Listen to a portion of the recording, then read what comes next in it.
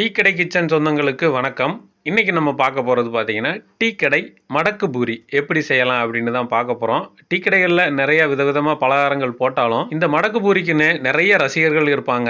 ஏன்னா இதோட டேஸ்ட் பார்த்தீங்கன்னா அந்த அளவுக்கு சூப்பராக இருக்கும். ஆனால் இன்னைக்கு சமீப காலங்களில் நிறைய டீ கடைகளில் இது எல்லாத்தையுமே நிப்பாட்டிட்டாங்க, போடுறதே கிடையாது. அப்படிப்பட்ட இந்த மடக்கு பூரி இன்னைக்கு நம்ம வீட்டிலேயே ஈஸியாக செய்ய போகிறோம். இந்த மடக்கு பூரி நீங்கள் சின்ன வயசில் சாப்பிட்ருந்தீங்க அப்படின்னா மறக்காமல் கமெண்ட்டில் சொல்லுங்கள், நாங்களும் தெரிஞ்சுக்கிறோம். இப்போ இதை எப்படி செய்யலாம்னு வாங்க பார்க்கலாம். வணக்கம். இன்னைக்கு நம்ம டீ கடை கிச்சனில் டீ கடை மடக்கு பூரி அதுதான் செய்ய போகிறோம். அதுக்கு மெஷர்மெண்ட் கப்பில் 2 கப்பு மைதா எடுத்துருக்கோம். 1 கப்பு ஏற்கனவே சேர்த்துட்டேன், இப்போ 2வது கப்பு தட்டிட்டேன். நம்ம மாவு பிசைறதுக்கு இந்த மாதிரி ஒரு அகலமான தட்டில் மாவு சேர்த்தாச்சு. அதுக்கடுத்து இந்த இது கொஞ்சம் கலர்ஃபுல்லாக இருக்கிறதுக்காக நம்ம கேசரி பவுடர் தான் எடுத்திருக்கோம். கேசரி பவுடர் கிட்டத்தட்ட ஒரு 1/4 டீஸ்பூன் அளவுக்கு இருக்கும். அதை நம்ம இதில் சேர்த்துடலாம். இந்த இடத்துல நீங்கள் மஞ்சள் பொடி சேர்க்கணும்னா சேர்த்துக்கோங்க, இது வேண்டாம்னா விட்டுருங்க. அது ஒரு ப்ரௌனாக வரும், அவ்வளவுதான் வித்தியாசம், வேற ஒன்றும் இல்லை. உப்பு ஒரு பிஞ்ச் அளவு தூள் உப்பு அதையும் உள்ள சேர்த்துருங்க, அவ்வளோதான். இப்போ இதை சேர்த்துட்டு ஒரு தடவை நல்லா கலந்து விட்டுறலாம்.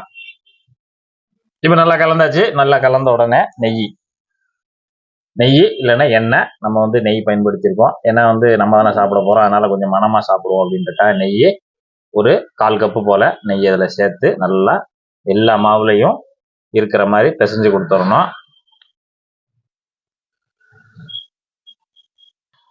இப்போ நல்லா பார்த்தீங்கன்னா அந்த நெய்யும் அந்த மாவும் நல்லா கலந்தாச்சு.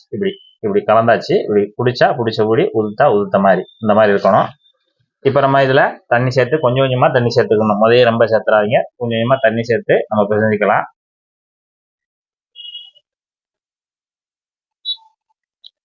லேசாக இப்போ நான் ஒரு 1/2 டம்ளர் போல் சேர்த்துருக்கேன்.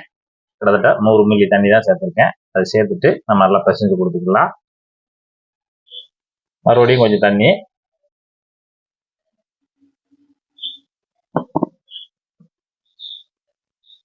நல்லா கொஞ்சம் கொஞ்சமாக தண்ணி சேர்த்து பிசைஞ்சிட்டு நான் எந்த மெத்தடில் இருக்கணும்னு சொல்கிறேன். இப்போ நம்ம இந்த மாவில் கிட்டத்தட்ட ஒரு 200 ml உள்ளே செலவாயிருக்கு தண்ணி. இப்போ அதை நல்லா போட்டு இந்த மாதிரி நல்லா பிசைஞ்சு கொடுத்துருங்க. நல்லா அழுத்தி நல்லா உருட்டிடுங்க. கிட்டத்தட்ட நமக்கு பூரி மாவு பதம் தான். இந்த அளவுக்கு இப்படி இருக்கணும். இந்த அளவுக்கு நல்லா அழுத்தினா இந்த மாதிரி அழுத்தி நல்லா நெடுநெடுன்னு இருக்கணும். இப்போ நம்ம அப்படியே ஒரு சின்ன குண்டான போட்டு நல்லா மூடி வச்சிருங்க. மூடி வச்சுட்டு குறைஞ்சது 1/4 மணி நேரமாவது ஊறணும். 20 நிமிஷம் 20 நிமிஷம் ஊறினாலும் ஒன்றும் தவறு இல்லை, அதனால ஒரு பக்கம் ஊறி இருக்கட்டும். இப்போ நம்ம இந்த ஊற டயத்துக்குள்ள நம்ம சுகர் சிரப் தயார் பண்ணிக்கலாம். இப்போ நம்ம மடக்கு பூரி செய்யறதுக்கு சுகர் சிரப் தயார் பண்ண போகிறோம். அதுக்கு இந்த மாதிரி ஒரு சின்ன பாத்திரத்தில் நம்ம 2 கப்பு மெஷர்மெண்ட்ல 2 கப்பு எடுத்திருக்கோம். ஜீனி கிட்டத்தட்ட ஒரு 1/2 கிலோ இருக்கும். அதை எடுத்துட்டு இந்த பாத்திரத்தில் சேர்த்துட்டு அப்புறம் இதுக்கு தேவையான தண்ணி ஊற்ற போகிறோம். தண்ணி மெஷர்மெண்ட்ல 1 கப்பு, 2 கப்பு ஜீனிக்கு 1 கப்பு தண்ணி உள்ள சேர்த்துட்டு இப்போ நம்ம அடுப்பு பற்ற வச்சுக்கலாம். இப்போ நம்ம ஜீனி எல்லாம் நல்லா கரையட்டும். பாகு கொதிச்சிட்டு இருக்கு, நல்லா ஒரு தடவை கலந்து விடுங்க நல்லா. இப்போ நம்ம பாகு சூப்பராக தயாராகிடுச்சு, நல்லா கரைஞ்சி வந்துருச்சு. இப்போ கரைஞ்சி வந்த உடனே நம்ம பாகு வந்து செக் பண்ண போகிறோம். லேசாக இந்த மாதிரி பாகு சூடாக இருக்கும், பார்த்து அப்படி தொட்டுக்கிட்டு அப்படி தொட்ட உடனே லேசாக ஒரு கம்பி, இந்த மாதிரி லேசாக கம்பி வந்தால் போதும். அந்த அளவு கம்பி வந்தோடனே நம்ம ஸ்டவ் ஆஃப் பண்ணிடலாம். நமக்கு கிட்டத்தட்ட ஒரு 1/4 மணி நேரம் நல்லா ஊறிடுச்சு. ஊறினோடனே லேசாக ஒரு தடவை நம்ம பிசைஞ்சு கொடுத்துக்கிறோம். தெரியும் உங்களுக்கு, மறுபடியும் பிசையும் போது நல்லா அந்த அளவுக்கு நைஸாக வரும். இப்போ இதை நம்ம 2 பிரிவாக பிரிச்சுக்கலாம். 2ஆக பிரிச்சுக்கோங்க.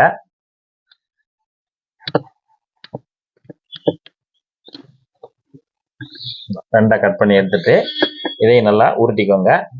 இந்த மாதிரி ஒரு பெரிய டேபிள் அந்த மாதிரி இருந்துச்சுன்னா தேய்க்கிறதுக்கு வசதியானது, கொஞ்சம் அகலமாக இருக்கிற பகுதியாக எடுத்துக்கோங்க. கொஞ்சம் மைதா மாவு தான், லேசாக அந்த மாதிரி தூவி விட்டுட்டு நல்லா பரப்பி விட்டுருங்க. பரப்பி விட்டுட்டு இப்போ நம்ம 2 பகுதியாக மாவு எடுத்து வச்சிருக்கோம். ஒரு பகுதி அதில் போட்டு நல்லா தேய்ச்சி கொடுக்க போகிறோம். நல்லா போட்டு நல்லா தேய்ச்சி கொடுங்க. தேய்ச்சிட்டு இப்போ நம்ம இதை புரட்டி போட்டுக்கலாம். புரட்டி போட்டு நல்லா இழுத்து எந்த அளவுக்கு நைஸாக தேய்க்க முடியுமோ அந்த அளவுக்கு நைஸாக தேய்ச்சிக்கிறணும். அப்படி ஒரே பக்கமாக தேய்க்காம மாறி மாறி புரட்டி போட்டோம்னா நம்ம கொஞ்சம் ஏற்கனவே ஒட்டாது, இருந்தாலும் நம்ம புரட்டி போடும்போது நம்ம கொஞ்சம் ஒட்டாமல் கிடைக்கும். இந்த மாதிரி ஒரு அகலமாக இப்போ நம்ம ஃபுல்லாக நல்லா தேய்ச்சாச்சு. பார்த்தீங்கன்னா நல்லா நைஸாக இந்த அளவுக்கு நல்லா தேய்ச்சாச்சு. இந்த மாதிரி பரவலாக நல்லா தேய்ச்சி வச்சுக்கோங்க. அந்த கணம் பார்த்தீங்கன்னா இந்த அளவுக்கு நைஸாக இருக்கும். ரொம்பையும் ஜாஸ்தியாக கணரக்கூடாது, இந்த அளவுக்கு நைஸான கனமாக இருக்கணும். அதுக்கு தேய்ச்சி வச்சுட்டு இப்போ வந்து லேசாக நெய் தடவை போகிறோம். மேலேயும் லேசாக நெய்யை தொட்டுக்கோங்க. அப்படியேவும் வெள்ளை அடித்த மாதிரி இந்த நெய்யை அப்படியே தடவி விட்ருங்க. அப்படின்னா தான் நமக்கு அந்த லேயர் வந்து ஒட்டாமல் நமக்கு அந்த லேயர் வந்து அடுக்கடுக்காக தெரியும். அது நெய் நல்லா தடவியாச்சு, நல்லா வெள்ளை அடித்த மாதிரி நல்லா நெய்யை தடவியாச்சு. அவ்வளோதான். நம்ம வந்து அப்படியே சுருட்டணும். சுருட்டுறதுக்கு லேசாக அந்த ஒரு பக்கத்தை எடுத்து லேசாக அப்படி உருட்டுங்க. இந்த மாதிரி இருங்க. உருட்டினோம்னா அடுத்தடுத்து உருட்டும் போது நமக்கு ஒன்று போல் வந்துடும்.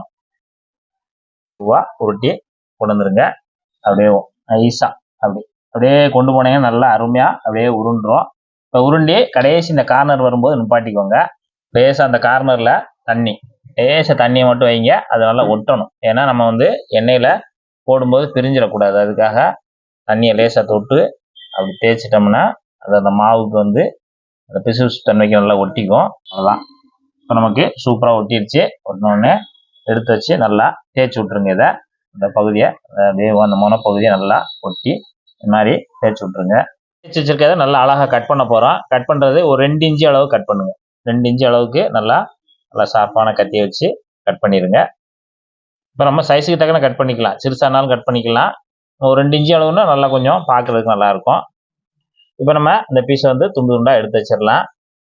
அதை மறுபடியும் ஒருக்க தேய்ச்சி எடுக்க போகிறோம். கொஞ்சமாக இந்த மாதிரி லேசாக மைதா மாவை தூவிடுங்க. இந்த சைஸில் வச்சுக்கிட்டு லேசாக அமுக்கிக்கோங்க. அமுக்கிட்டு லேசாக அப்படி அவ்வளோதான். இந்த மாதிரி தேய்ச்சிக்கலாம். அவ்வளோதான், போதும். இந்த அளவுக்கு தேய்ச்சா போதும். இப்போ இதே மாதிரி நம்ம எல்லாத்தையுமே தேய்ச்சி எடுத்து வச்சுக்குவோம். இப்போ நம்ம வந்து முதல் மாவு, 2வது மாவு 2 உருண்டைகளையும் நல்லா தேய்ச்சி இந்த மாதிரி எடுத்து ரெடியாக வச்சுருக்கோம். இப்போ நம்ம அதை பொரிக்கலாம். இந்த பொரிக்கிறதுக்கு எண்ணெய் வச்சுருக்கோம். ஃப்ரெஷ்ஷான எண்ணெய் தான் நம்ம வைக்கணும். ஏன்னா இந்த இனிப்பு பண்டை செய்யும்போது ஃப்ரெஷ்ஷான எண்ணெயில் செய்யும்போது நமக்கு எண்ணெய் வாடை வராமல் இருக்கும். இப்போ வந்து எண்ணெய் வந்து நல்லா முங்குற அளவுக்கு ஊற்றிக்கோங்க. ஊற்றிட்டு இப்போ நம்ம போட்டு எடுக்க போகிறோம். எண்ணெயோட சூடு பார்த்தீங்க அப்படின்னா மீடியமாக தான் இருக்கணும். இப்போ நம்ம தேய்ச்சி வச்சிருக்கிறது எல்லாத்தையுமே எடுத்து ஒன்றா எண்ணெயில் இறக்கி விட ஆரம்பிச்சிடலாம். எண்ணெய்க்கு தகுந்த மாதிரி ஒரு 4 பீஸை மட்டும் இப்போ நம்ம போட்டுக்குருவோம். இப்போ எண்ணெயில் போட்ட உடனே அது அப்படியே ஒரு 10-20 செகண்ட்லேயே மேலே எலும்பி வந்துடும். அதுக்கப்புறமா நம்ம ஒரு கம்பியை வச்சுட்டு இதை அப்படியே மெதுவாக புரட்டி விட்டுக்கலாம். 2 பக்கமும் நல்லா வேகட்டும்.